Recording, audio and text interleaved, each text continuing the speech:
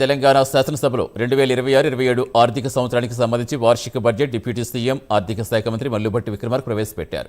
3,24,434 కోట్లతో రాష్ట్ర బడ్జెట్ ప్రవేశపెట్టారు. ప్రతి పౌరుడికి సామాజిక ఆర్థిక న్యాయం అందించడమే తమ లక్ష్యమని పేర్కొన్నారు. ప్రభుత్వ లక్ష్యాలు ప్రాధాన్యతలు సభకు వివరించారు. రాష్ట్రాన్ని అభివృద్ధి పదంలో ముందుకు తీసుకెళ్తున్నామని, దేశంలో తెలంగాణ నెంబర్ 1గా నిలపడమే తమ ప్రభుత్వ ప్రధాన లక్ష్యమని స్పష్టం చేశారు. ఆర్థిక స్థితి 2025-26 ఆర్థిక సంవత్సరంలో తెలంగాణ స్థూల రాష్ట్ర దేశీయోత్పత్తి ప్రస్తుత ధరల ప్రకారం 17,82,198 కోట్ల రూపాయలు.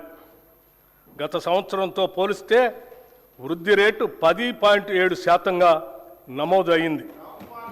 ఇదే సమయంలో దేశ జీడిపి 3,57,13,886 కోట్ల రూపాయలు కాగా వృద్ధి రేటు 8% ఉంది.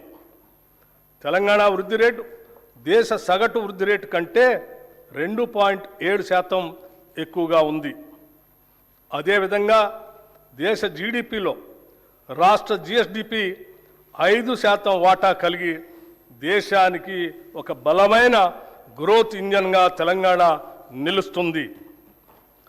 భారతదేశ వృద్ధి రేటు తగ్గుతూ మందగమనంలో ఉన్నప్పటికీ మన రాష్ట్ర వృద్ధి రేటులో మెరుగైన పెరుగుదల కనపడుతుంది. ప్రస్తుత ధరల ప్రకారం 2024-25 ఆర్థిక సంవత్సరంలో 9.8% ఉన్న దేశ జీడిపి వృద్ధి రేటు 2025-26 నాటికి 8% పడిపోయింది.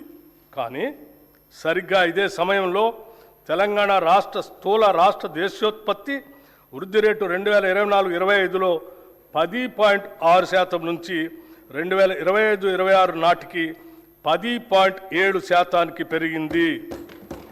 దీని ద్వారా మన ప్రభుత్వం ఆచరిస్తున్న విధానాలు సరైన దిశలో ఉన్నాయని, అవి అభివృద్ధికి తోడ్పడుతున్నాయని అనటానికి నిదర్శనం. రాష్ట్ర